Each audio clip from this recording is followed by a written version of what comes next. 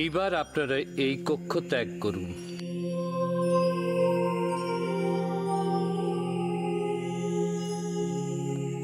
রাজকুমার, আপনি এখানে থাকুন। মহারাজ এখন বিপদমুক্ত তো? এই মুহূর্তে সঠিকভাবে আমার পক্ষে কিছু বলা শক্ত। হে ঈশ্বর, এ কি হলো?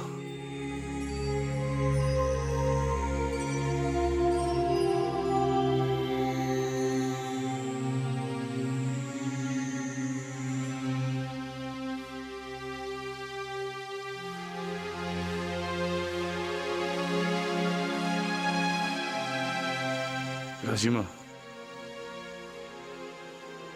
খনাকে এখান থেকে নিয়ে যান। না, কিছুতেই না। আমি বাবার কাছে থাকবো, আমাকে এখানে থাকতে দাও।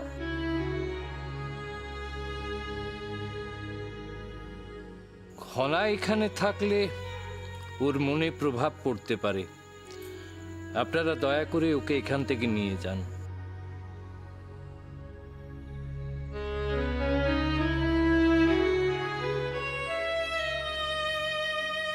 খনা সোনা, তোমার বাবার এখন বিশ্রামের প্রয়োজন, তো তাই তুমি এখন আমার।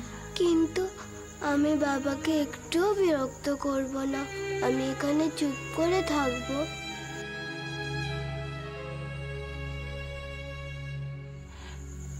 আমি তোমাকে বললাম না, তুমি রাজকন্যা, রাজকন্যাদের অনেক দায়িত্ব। এই দুঃসময় তোমার মার কাছে তুমি যাবে না? তোমার মারও তো প্রয়োজন তোমাকে, তাই না খনা? চল, এসো।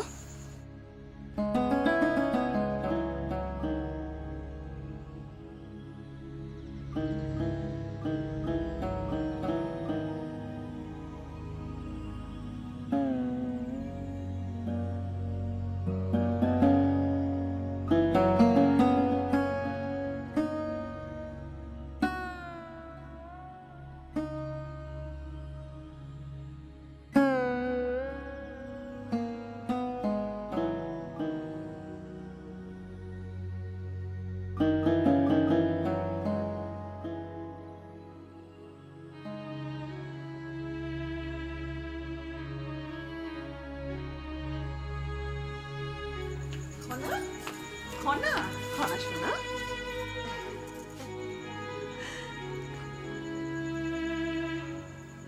অনেকদিন পর তোমার সঙ্গে দেখা হলো। হ্যাঁ রাজিমা। কল্যাণ হোক। আপনি ভালো আছেন তো? আহারে, বেচারা। এতটুকু শিশু, ওর উপর দিয়ে কি যাচ্ছে বলুন তো? জয়দ্রুত, তোমাকে এখানে দেখে আমি খুব খুশি হয়েছি। কেন বলো তো? দেখো, সিংহলে অনেক পরিবর্তন এসেছে। বিপদ যে কোনো সময় সবার দিকে আসতে পারে। এই সময় তোমার মতো একজন মানুষের ভীষণ প্রয়োজন ছিল এখানে।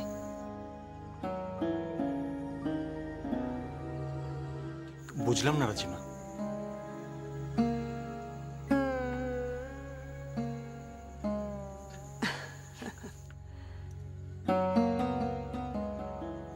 তোমার কাঁধে এখন অনেক দায়িত্ব। তুমি সিংহলের উপপ্রধানমন্ত্রী, এই রাজ পরিবারের সদস্য। রাজরক্ত বইছে তোমার দেহে, যোগ্যতা দিয়ে তা প্রমাণ করতে হবে। আমি কি বলছি তুমি নিশ্চয়ই বুঝতে পারছো। হয়তো কিছুটা বুঝতে পারছি, চেষ্টা করবো রাজিমা।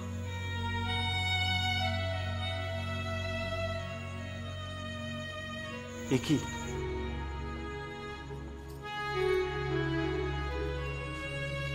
তোমার চোখে জল কেন? তোমার চোখে সে হাসির ঝিলিক কোথায়? বাবা সুস্থ হয়ে যাবে তো? হ্যাঁ হ্যাঁ, সুস্থ হয়ে যাবে। আমরা আছি না? আমরা সবাই মিলে লড়াই করব যাতে সব বাধা বিপত্তি কেটে যায়। মহারাজ ঠিক সুস্থ হয়ে যাবেন।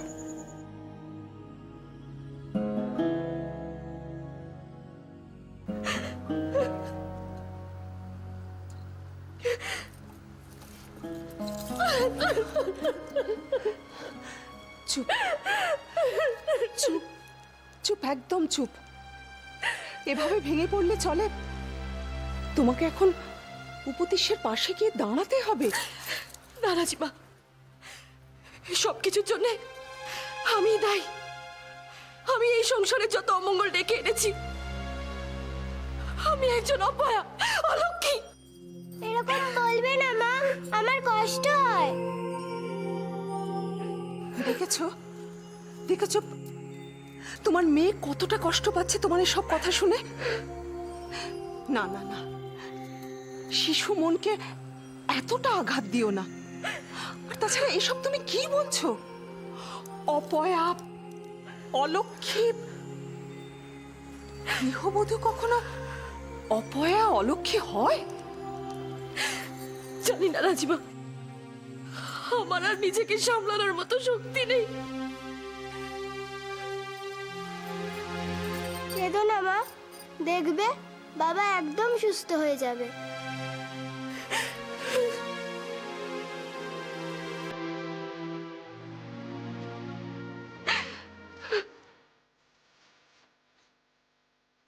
তোমাকে তোমাকে তোমার স্বামীর পাশে গিয়ে দাঁড়াতে হবে, দাঁড়াতেই হবে। না রাজিমা, মহারাজকে আমি এই অবস্থায় কিছুতেই সহ্য করতে পারবো না, কিছুতেই না। তোমাকে তো যেতেই হবে। চলো না মা, চলো। চলো, আমি আছি, আমি আছি, রাজিমা, আমি আছি। এসো এসো আমার সঙ্গে, চল চল।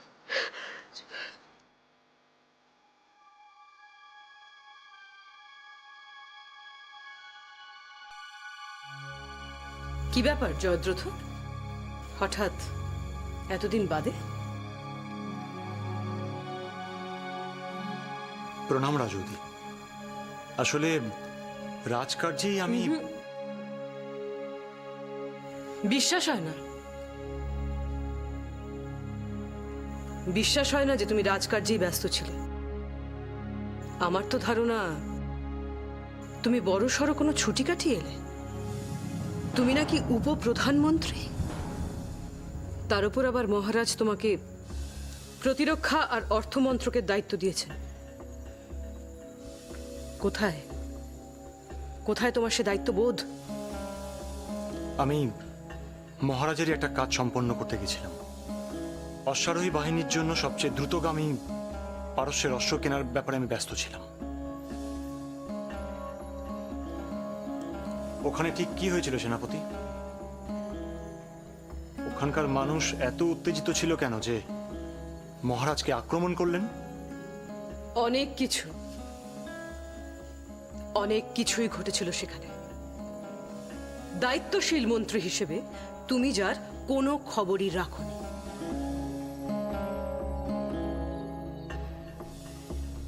আর আপনারা, আপনাদের সুরক্ষা ব্যবস্থা এতটাই দুর্বল যে বারবার মহারাজের উপর আক্রমণ হচ্ছে। বলুন, এর জবাবদিহি কিভাবে করবেন আপনারা?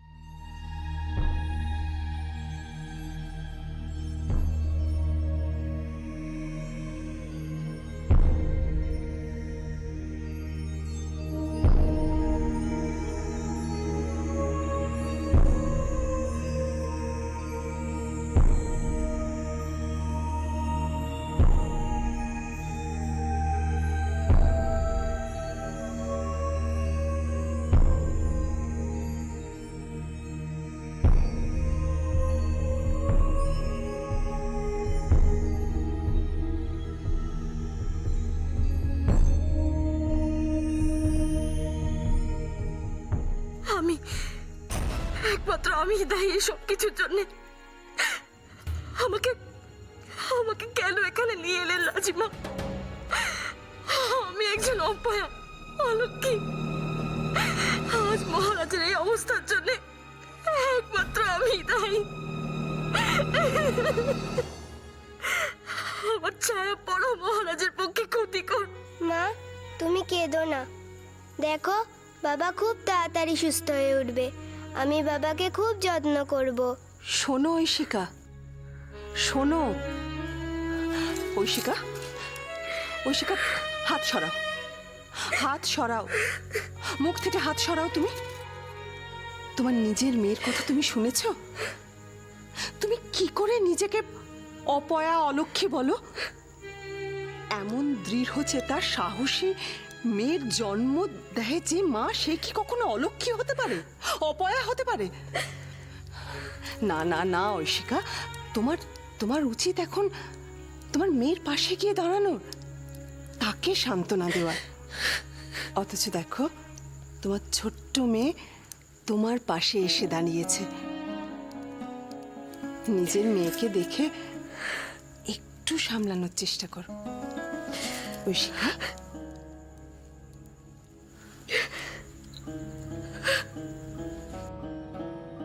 ঐশিকা, এভাবে ভেঙে না পড়ে পরিস্থিতির সম্মুখীন হও, দেখবে সব বিপদ কেটে যাবে।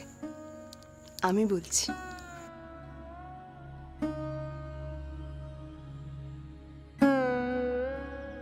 কি বলছো কি তুমি?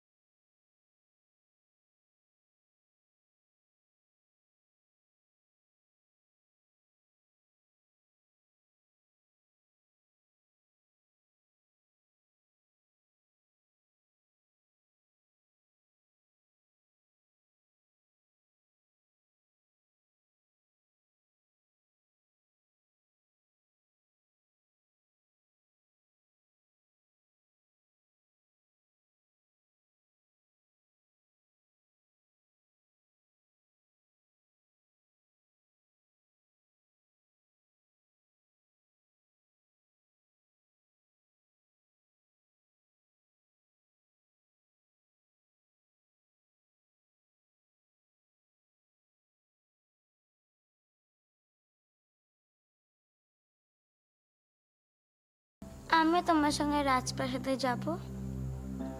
রাজপ্রাসাদে? তুমি ওখানে গিয়ে কি করবে? আমি এক সহপাঠীর কাছে শুনলাম যে আচার্যদেব মহারাজের সংবাদ জানতে চান। সেই সংবাদটা জানার জন্য আমাকে প্রাসাদে যেতেই হবে। আর তাছাড়া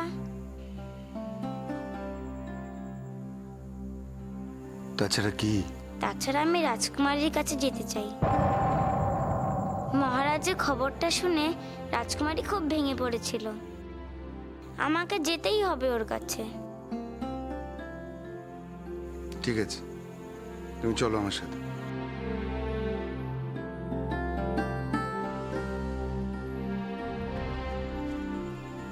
মহারাজ এখন কেমন আছেন?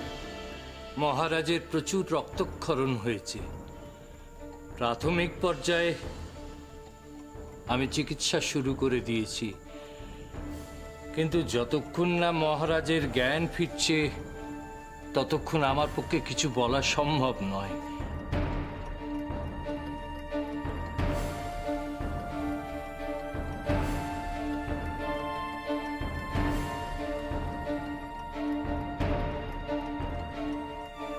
ঈশ্বরের উপর ভরসা রাখুন। কেমন? আমি চলি। সিংহলে এই মুহূর্তে কিছু দায়িত্ববান ব্যক্তির প্রয়োজন। একগুচ্ছ অপদার্থকে নিয়ে আর যাই হোক রাজ্য শাসন হয় না। ঠিকই বলেছ। সিংহলের রাজকার্য পরিচালনার মূল দায়িত্বে রয়েছে সত্যি কিছু অপদার্থ লোক। এদেরকে এবার বিদায় করে দেওয়া উচিত। পাওয়া যায় মহারাজের উপর বারবার আক্রমণ হচ্ছে, অথচ কোনো প্রশ্নের এরা সঠিক উত্তর পর্যন্ত দিতে পারছেন না। কি বারবার মানে? মহারাজের উপর আগেও এরকম ঘটনা ঘটেছে নাকি? কবে? কিভাবে? তুমি বহুদিন সিংহলে ছিলে না জয়দ্রথ। ইতিমধ্যে অনেক ঘটনাই ঘটে গেছে, যার বিন্দু বিসর্গ তোমার জানা নেই। তাই আমার মনে হয় তোমার এসব বিষয়ের মধ্যে না থাকাই ভালো। উপপ্রধানমন্ত্রী হিসেবে আমারও তো জানার প্রয়োজন আছে। মহারাজ কিভাবে বারবার... দেখো, আমি তোমাকে সবকিছু বলতে বাধ্য নই জয়দ্রথ। না, তোমাকে বলছি না, কিন্তু মহারাজের উপর এই যে বারবার দেখো, আমি তোমাকে একটা কথা বলে বলে বোঝাতে পারছি না। যেহেতু সেই সময় তুমি সিংহলে ছিলে না, তাই এখন এই সময়ের মধ্যে তুমি থেকো না। কি ব্যাপার? এত গোলমাল কিসের? উপদেশ্য এখন ওই অবস্থায় ওই ঘরে রয়েছে, আর তোমরা এখানে চিৎকার করছো। এখানে কোনো গোলমাল হচ্ছে না। উপতিষ্যকে নিয়ে আমরাও চিন্তিত। শান্তির প্রয়োজনীয়তা আমাদের শেখানোর দরকার নেই। আমিও জানি আমি কি করছি বা করে চলেছি। আমি শুধু চাই উপদেশ্য শান্তিতে বিশ্রাম করুক। আমি চাই না আর কোনো গোলমাল এখানে হোক। না জয়দ্রথ, তুমি যেও না।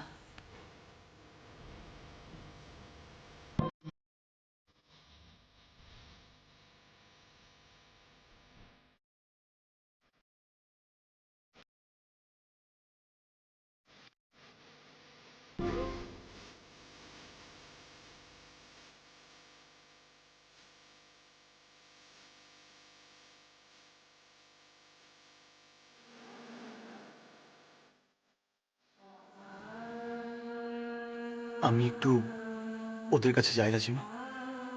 না থাক জয়দ্রথ, ওদের একটু একা থাকতে দাও। খনা আর ঐশিকাকে উপদেশের সঙ্গে একটু সময় কাটাতে দাও। তুমি তুমি বরং আমার সঙ্গে এসো।